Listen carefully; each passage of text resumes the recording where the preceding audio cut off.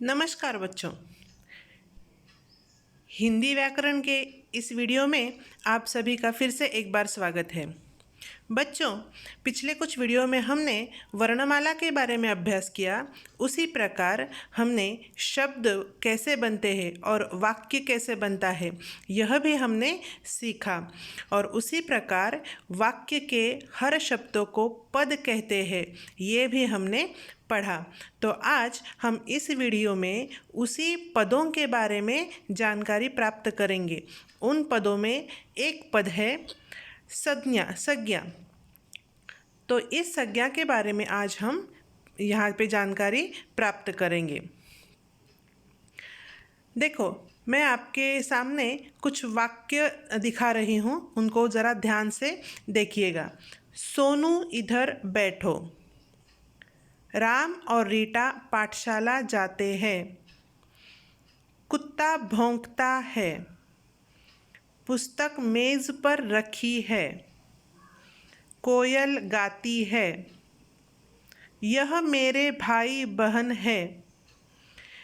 बच्चों, इन वाक्यों में सोनू, राम, रीटा, कुत्ता, पुस्तक, मेज़, कोयल, भाई बहन, ये जो शब्द है वह किसी न किसी चीज़ के नाम हैं। तो इसलिए हम क्या कह सकते हैं कि किसी व्यक्ति, पशु, पक्षी, वस्तु, स्थान और रिश्ते के नाम को हम संज्ञा कहते हैं। इसका क्या मतलब है? किसी भी चीज़ का नाम अगर हो तो हम उसे व्याकरणिक भाषा में संज्ञा कहते हैं।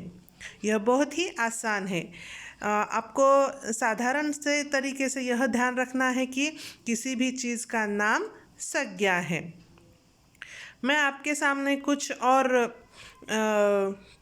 उदाहरण प्रस्तुत करती हूँ।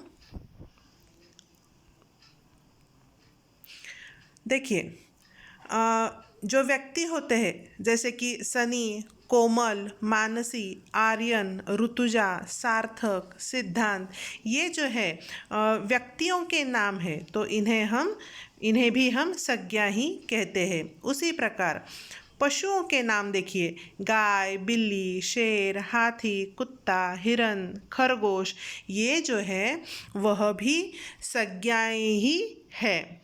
उसके बाद पक्षियों के जो नाम होते हैं जैसे कि चिड़िया, तोता, बाज, कबूतर, चील और बहुत सारे पक्षी होते हैं, तो उनके नामों को भी हम क्या कहते हैं?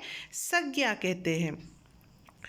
कोई वस्तु अगर है जैसे कि टेबल, पेन, बर्तन, कपड़े, पैसे, रोटी, गाड़ी, इन प्रकार के जो वस्तुएं हैं तो उन वस्तुओं के नामों को भी हम संज्ञा ही कहते हैं।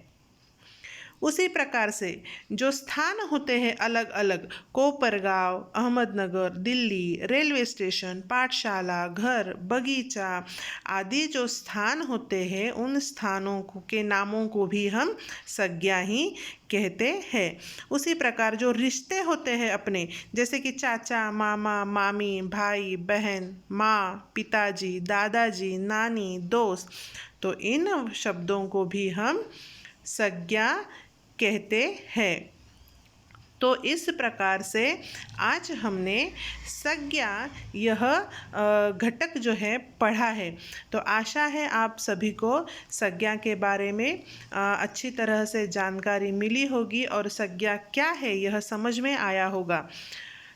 तो आप इसे फिर से एक ध्यान से पढ़िए और समझ लीजिए। अगली वीडियो में फिर आपको एक और घटक लेके आपके सामने प्रस्तुत होंगी। तब तक गुड बाय।